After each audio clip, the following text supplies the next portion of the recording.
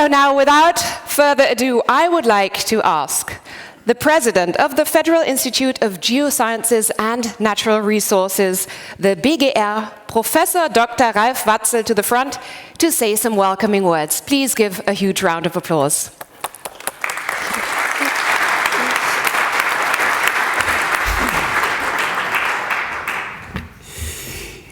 Yeah, dear Dr. Schnorr, Head of the Department Digital and Innovation Policy of the Federal Ministry for Economic Affairs and Energy. Dear members of the geoscience community, experts from research institutions, governmental organizations, and industry, dear colleagues and guests, ladies and gentlemen, welcome to the International Conference on Big Data, Machine Learning in Geosciences here in Berlin. And a very, very big thank you to the Ministry for the opportunity to come together in this wonderful location. A few words about the location. The Eichensaal, or Oak Hall in English, the name refers to the decoration by oak wood carvings. And this place has a history. It's a location where the incoming officers of the ancient Prussian army received their education in terms of conventions, conduct, good manners, and gallantry. Yeah, ladies and gentlemen, today and tomorrow we want to talk about the issues mentioned in the title of the meeting, issues that are intensively debated in these days. And there's a kind of history or historic background of these issues too. The underpinnings of machine learning have roots as far back as the 1700s with Thomas Bayes, from which the Bayes theorem gains its name, a common algorithm for predictive modeling. And the first program that could be addressed as AI program, the logic theorist, was developed in 1955 by Newell and Simon. And today, 97% of mobile users are using AI-powered voice assistant. My mother-in-law is blind, and it's a huge help for her everyday life to have these technologies. Only 2% of iPhone users never used Siri. At home with us, it's an everyday technology. And just 4% of Android users never used Google Assistant.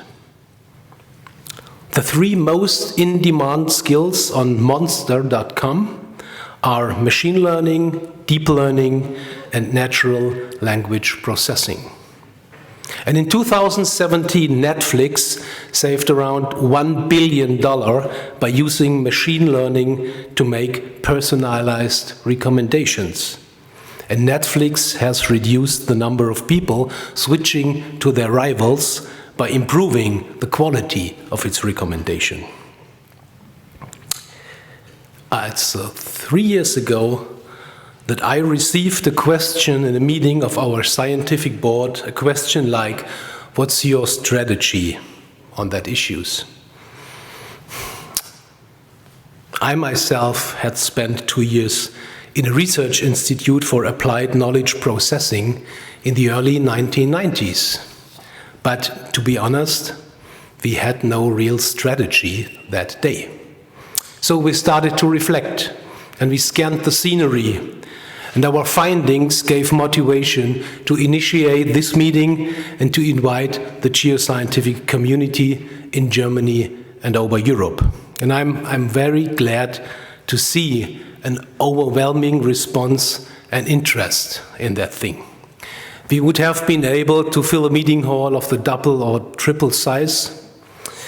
And finally, we decided to transmit the session by live stream to our offices in Berlin, Spandau, and Hanover. And I say hello, Spandau, and hello, Hanover. Ladies and gentlemen, when I started studying geology 40 years ago, it was a data-scarce discipline. Data and information about the Earth especially from the underground, were rare, they were expensive and hardly accessible. But technology has changed the game. Space technology, remote sensing, airborne geophysics, drilling and sensor technologies, and all that in combination with an impressive computing power enables us to create a data flood. A data tsunami? A mess? A threat? Or an opportunity to cope with economic, environmental, and societal challenges of the 21st century? And in my understanding, there is no doubt about the global challenges like global population growth and the urgent need to secure the means of livelihood and welfare for 7 to 10 or even more billion of people on the planet, going along with the exploitation of natural resources like water, soil, energy, minerals, among others. And most of these issues are deeply rooted in geosciences. So let's face and let's take the opportunities to cope with them. On that way, we can be guided by a set of questions for this conference, as well for the future development in the geosciences. Just a few of them. Why should the geoscientists care about AI or ML methods? And how can we close the knowledge and experience gap in the field of applied machine learning for geoscience?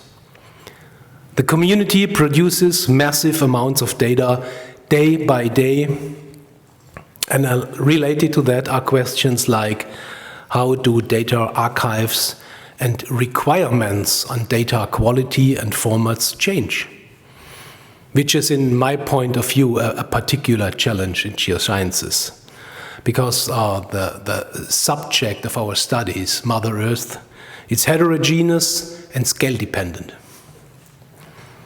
What can be retrieved from multidisciplinary data sets, and how to implement machine learning in the method portfolio of geoscientists?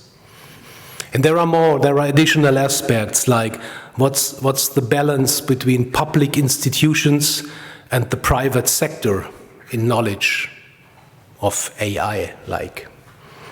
And can public institutions compete with the private sector? Or the big five, Google, Amazon, Apple, Facebook, Microsoft? Or why should the public sector compete with them at all? And how could the implementation of ethics look like in applications of machine learning in geoscience? Or is there even a danger of violating ethics in geoscience? Ladies and gentlemen, we initiated this meeting for positioning. Where are we today, and in which directions do the tracks lead? How can geoscientists benefit from experiences in other disciplines and businesses? And which applications are valuable or promising for geosciences? And that gives the architecture of today and tomorrow. We want to have a look on the global perspective issues this afternoon and go more into experiences in the geosciences tomorrow morning. And both sessions will be completed by plenary discussions.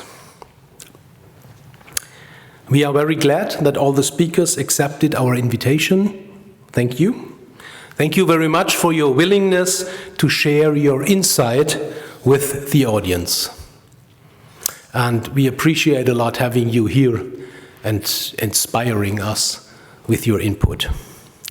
A very warm and hearty welcome from my side for our keynote speakers, Vipin Kumar from University of Minnesota, Ed Parsons, he is with Google in the UK, and Xiaochang Zhu.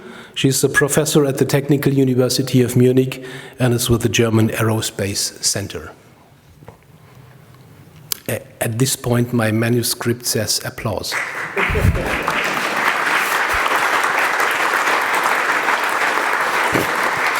Thank you, and also a warm welcome for all the other speakers, outstanding representatives of the international scientific community, Christian Baukake from Fraunhofer, David Osimo from Belgium, Søren Sonnenburg, TomTom Germany, Guy Desarnais, seen him before? Yeah. From Osisco Gold Royalties in Canada, Arik Larsen, founder and CEO of Earth Science Analytics, Zhou Peng Shen from Penn State University, Begin Demir, Technical University of Berlin, and Niklas Klein and Thomas Zwerek from the Munich Reinsurance Company.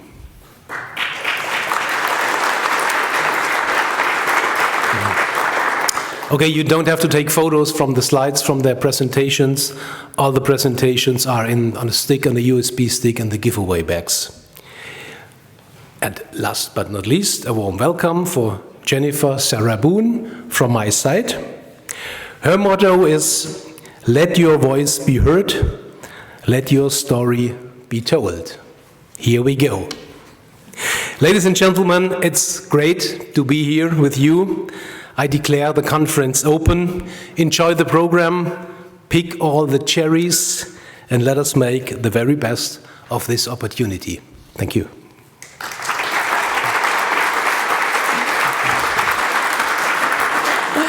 Thank you so much, Professor Watzel, for your welcoming words, for sharing your personal experience, and for mentioning all these very important points.